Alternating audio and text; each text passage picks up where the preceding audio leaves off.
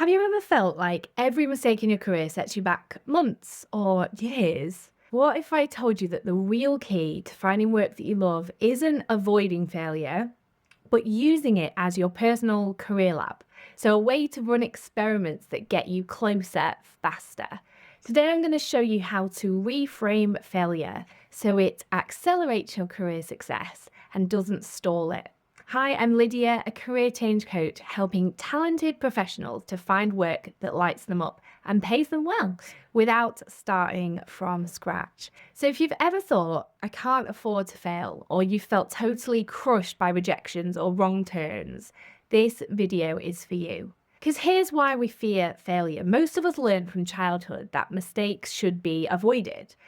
Maybe if you got the answer wrong in school, or you got told off, or worse, you got laughed at. If you've had that experience, or of an authority figure like family members who maybe only encouraged perfection and maybe only praised you when you got things right. But in your career, avoiding mistakes doesn't actually keep you safe, it keeps you stuck.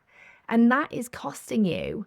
Because if you don't try things outside your comfort zone, you can't gather the feedback that you need to figure out what truly suits you.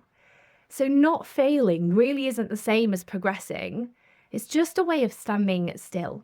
So, think of your career like a personal algorithm. Every time you fail, whether it's an interview that doesn't go your way, or a project that flops, or a job you hate, you're collecting data. And this data tells you whether the information that you're putting out there, is it landing or is it not? The skills that need strengthening, or maybe where your passions just don't match the culture. So instead of seeing failure as this evidence that you're not good enough, which is likely your instinct response, based on those experiences that you had as a kid. But what if you saw it as a feedback loop that teaches you exactly how to tailor your job search? How to put together your applications and your interviews, figuring out what actually works for you. Because without failure, you're just guessing.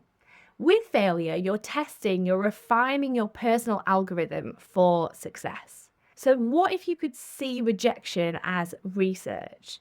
When you're applying for a job and you don't hear anything back, or you go for an interview and you don't get the job, most people spiral into self doubt. But here's a different way of looking at it. That rejection is free market research. It tells you what the market values right now.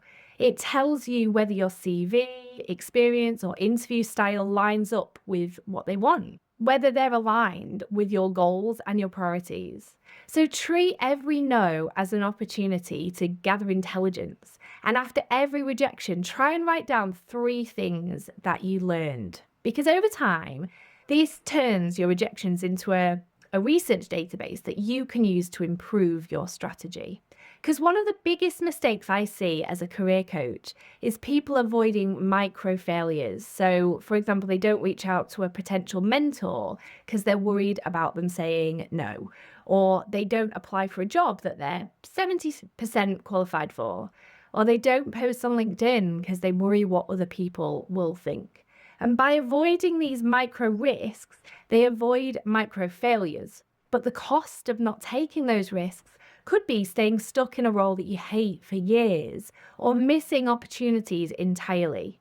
It's safer in the long run to fail small and often, because that's how you learn, that's how you grow, and that's how you find out what makes you happy.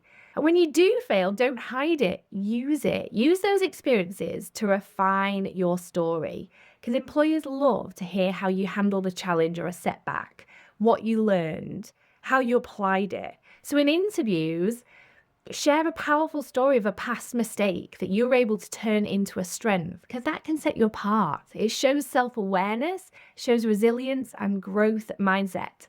So next time you fail, document it. What happened? What did you learn? How would you do it differently next time? So now you know how to reframe failure and how to use it to accelerate your career change. But what about the process of moving from where you are now to landing a job that lights you up? You can access my free course, the Career Change Kickstarter, and finally start making sense of what's next in your career with simple steps that actually feel doable. And you can grab the link in the description below.